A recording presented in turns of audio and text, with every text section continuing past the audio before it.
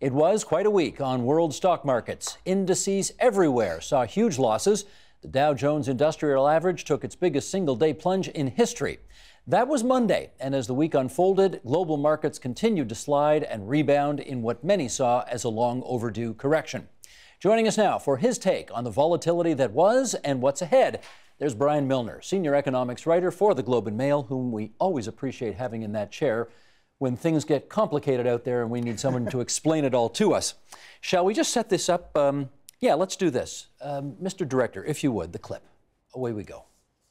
The Dow suffers its worst single-day point fall, some 1,179 points. It's the largest single-day points fall in history, but, you know, we have to keep that into context. It's the worst fall in percentage terms since 2011.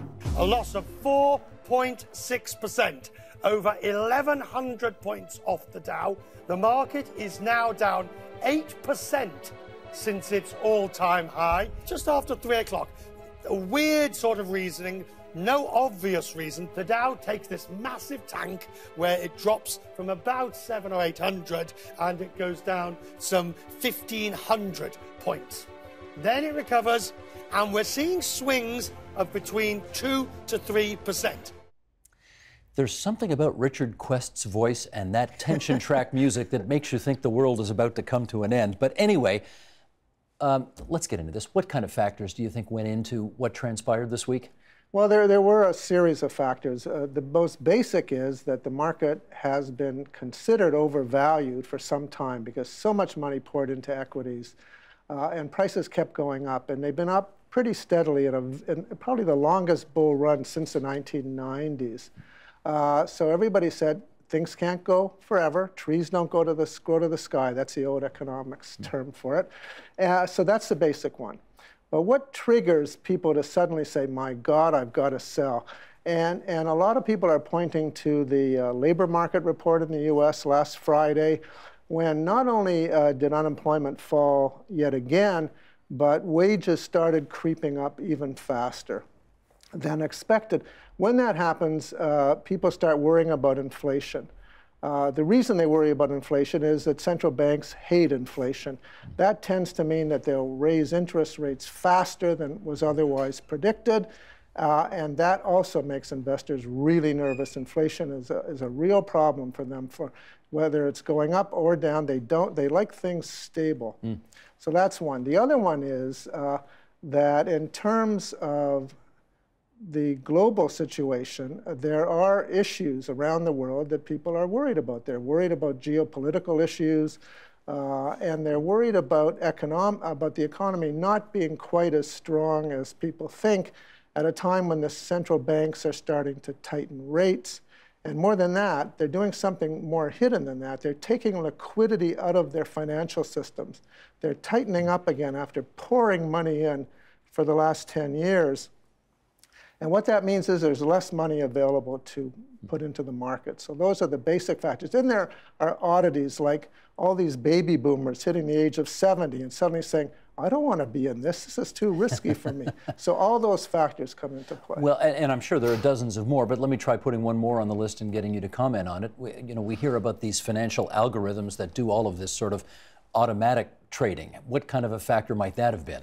Well, certainly later on in the day, on Monday and last Friday, and probably again yesterday, a lot of the rapid decline late in the trading day is attributed to computerized trading.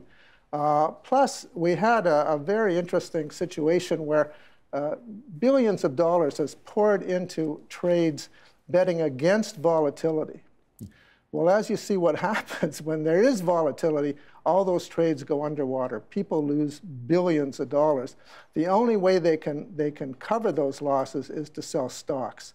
That's been going on. And plus the fact that it's so now geared to high-speed trading, human beings don't have a lot of say in this anymore. And small investors like you and me, we have no say. You and I can sell all our Apple shares tomorrow and it won't matter at all. But if you are a big fund, a quantitative fund, with billions of dollars at stake, and you suddenly go in and sell positions, that does affect the market. We saw this graph in the CNN clip, but it bears showing again just because it is so awfully dramatic. So why don't we bring, there it is right there. Rob Carrick in your newspaper, the Globe and Mail, said the stock market had a long overdue freakout Monday. Be grateful. How does a 4 to 6 point loss something to be grateful for? Well, because the idea is that it was going to come anyway, and this isn't as bad as it could be. A correction was long overdue. Typically, even when markets are great, this happens once a year, sometimes twice a year. It gives people pause for thought. Then they say, maybe I should look at what I'm investing in. Maybe I have too much risk exposure. And they start rebalancing a little, they start making more sensible decisions, or they do what we saw this week and they panic and they say, get me out of these things. That's not something to be grateful for, because once a panic starts, it's really hard to stop. How did we just showed the numbers for the Dow in the States. How about the Toronto Stock Exchange? How did it do, relatively speaking? Well, the Toronto Stock Exchange is also down. It's a narrower market, so it's at higher risk. If people say, I don't really want to own resource stocks anymore or financials, the market's going to go down quite rapidly. My problem with the Canadian stock exchanges is that because they're very narrow, there's not a wide base to build back up. When they go down, it's harder to recover. The way they recover is with a global commodity boom. Now, commodity prices are stronger, stocks are still weak. On the financial services side, there are concerns about bank profitability. If people are getting out of the market, then all those trading profits go down. But also, if interest rates go up, their delinquency levels rise, so people start getting nervous. And other indices around the world, how do they look? There's no safe haven when this happens anymore. So we saw stocks fall in Asia. They did it again this morning. They are very, very sensitive to what happens in the United States. Europe fell. People started buying Japanese yen again, which is a safety valve purchase. And you'll see that. You'll see Swiss francs going up, Japanese yen. Those are the traditional holders of value. Let me quote you back to you, okay? Here we go, contributing editor to the Globe and Mail. As we draw closer to the 10-year anniversary of the global financial meltdown, a lot of investors seem convinced we won't be revisiting anything remotely resembling that period of extreme wealth destruction anytime soon. And who can blame them? The value of their rebuilt portfolios has soared during a sustained stretch of well below normal interest rates, strong earnings growth, inflated asset values, and record low volatility. Bullish forecasters predict more of the same for 2018, playing down a host of potential pitfalls. Now, you wrote that towards the end of 2017. Right. You went on to say Goldman Sachs was predicting a pretty strong year because the Republicans, or I guess at that point they were saying, particularly if the Republicans can get their tax reform package through Congress, that will be another reason for the markets to be buoyant. The Republicans got their tax bill. Why didn't that prevent all of what transpired this past week? Well, it's really interesting, isn't it? I mean, Goldman called it rational exuberance, as opposed to Alan Greenspan's famous irrational. Yes. But in fact, a lot of what happened on the tax side was already priced into the market. People expected it to happen. They knew that corporate profits would be going up as a result. And so they priced it in, and that often happens. Good news does not necessarily drive stocks up. Sometimes it drives stocks down. Anticipation of good news is what drives it up. So that's one human psychological issue involved here. The other one is that if you look at what they did on the tax side, they dramatically increased the U.S. deficit. It means the American government's going to have to be going into the global bond market and buying up more bonds to cover their debt. That means that it's weaker on the fiscal side, and that, to most people, means that what do I do if the government is a mess financially? Well, that affects interest rates, it affects everything else, and maybe that's not such a good thing. And the little bit of help for corporations, as I said, was already priced into those stocks anyway. I think it's just ratcheted up nerves about Federal Reserve policy, which has been, on top of that, it's been augmented by the fact they have a brand new Federal Reserve chair. Chair, yes. And I can tell you that every time they change Federal Reserve chairs, the market traditionally goes down for the next 4 to 6 months because people don't know exactly what to expect. And is the expectation that the new chair's approach to things would be different from Janet Yellen, the former chairs? They don't know, but that's what they worry about. That's what they worry about. Okay. I want to circle back to something you said a few moments ago, where in that list of things off the top that you said suggested the reasons why the market went for such a dump this week was increases in wages. And I would have thought that increases in wages were a good thing for the economy, and I'm sort of struggling to figure out how that would have contributed to a diminution in the markets. Well, we have to separate the market from the economy. From the economy. They're different things, right? The market is not the economy, but what happens in the economy can affect the markets. When wages go up, it is a good thing. Consumers have more money in their pocket, theoretically. They can spend more. Wages have not gone up that much. But the fact that they went up sharply in 1 month says, oh my goodness, there's a tight labor market. Tight labor market means there's a risk of inflation because employers have to pay more to find and keep employees. Their costs go up. They raise prices. Inflation is bad for bondholders, and it's not really good for stockholders. In the short term it is because you have some protection from the decline in the value of your currency, but it doesn't last. And really inflation is the big fear.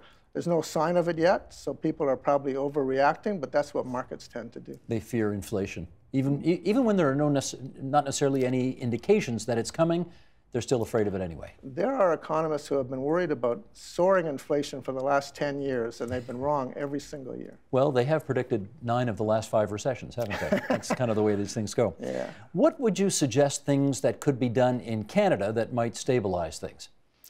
Well, for one thing, I know environmentalists are going to hate this, but it would really help if we could get our oil to market a little better because the oil prices have a big impact on Canadian markets. You'll see whenever the oil price goes down globally, it affects the Canadian dollar immediately, but it also affects confidence in the markets. As I said, the market is dominated by 2 sectors, financial and resources. In the resource sector, oil companies make up a huge portion. If they're convinced that exploration is going to go down because distribution is a problem, if they're convinced, as the Alberta government is, that this is a real problem for the health of the provincial economy, that's going to cause people to back off from investing. It's much easier to sell the resource story if you can convince people that you can get the stuff to the places that need it. I know you're not a political scientist, but I also know you follow politics pretty carefully. And one of the things that Donald Trump has been saying over and over and over and over again since he became president is the stock market is going through the roof, it's boom times, it's all happening on my watch. Presidents have always been warned not to do that because what goes up surely will come down. How does the president make an argument that even though the market went for an awful crash this past week, I'm still the greatest? Well, his own explanation is that the market doesn't understand how great he is. He doesn't understand what wonderful things are happening in the economy. I think the market understands very well what's happening in the economy. If we go back in history, we go back to the crash of 1929. And everybody said, where did this come from? You know, it was the roaring 20s. Everything was great. Well, 2 months before that crash, the U.S. economy started slowing down dramatically. And there were worries about a trade war because there were members of Congress who said, you know, we've got to stop all these other countries from taking advantage of the United States. And lo and behold, there was a trade war starting in about 1930. So the crash happened with that backdrop behind it. But a lot of people weren't paying attention because the economy had been booming until then. In fact, unemployment at the start of that year was only 3.3%. So you see that throughout history where presidents are pretty sanguine, the economy's great. Herbert Hoover did not know what to do when that market crashed. And Trump really won't know what to do either. And that's one of the risks. If you work on Wall Street, do you have confidence that Washington can calmly deal with this crisis? Calmly? Yeah, exactly. In 1987, which were October 19th, 1987, we had the actual biggest one-day drop in stock market history. It fell 22% in a single day. Now, it was much smaller then, so the point drop was lower. The next day, things started to get fixed. Why was that? Because Alan Greenspan, who was then a brand new governor of the Fed, started doing things behind the scenes to pump liquidity into the market, something he did his entire career whenever there was a real problem in the markets. It was never announced. It was always sort of shadowy in the background. And the market recovered remarkably quickly from that one-day collapse in the middle of a stock market boom at the time. Is there any reason to suspect? We remember back in 2008, the market went down big time then, and that did presage the coming of the Great Recession. Is there any reason to suspect that the big drop we saw earlier this week is also a similar harbinger? I don't believe so, and I think the reason is the economic evidence. At the time of the crash in 2008, there was a housing bubble in the United States and in Europe. There was a lot of what we call malinvestment. Money was going into really stupid things. And subprime mortgages and all that business. All that. Yeah. And of course, we had financial engineers playing fast and loose in the market. We do have them again. They never go away. And they are harmful. But the broader economy has been doing much better, not just in the US, but in Canada and globally. At that time in 2008, there were troubles elsewhere in the world. There were sort of signals that things weren't necessarily all that healthy.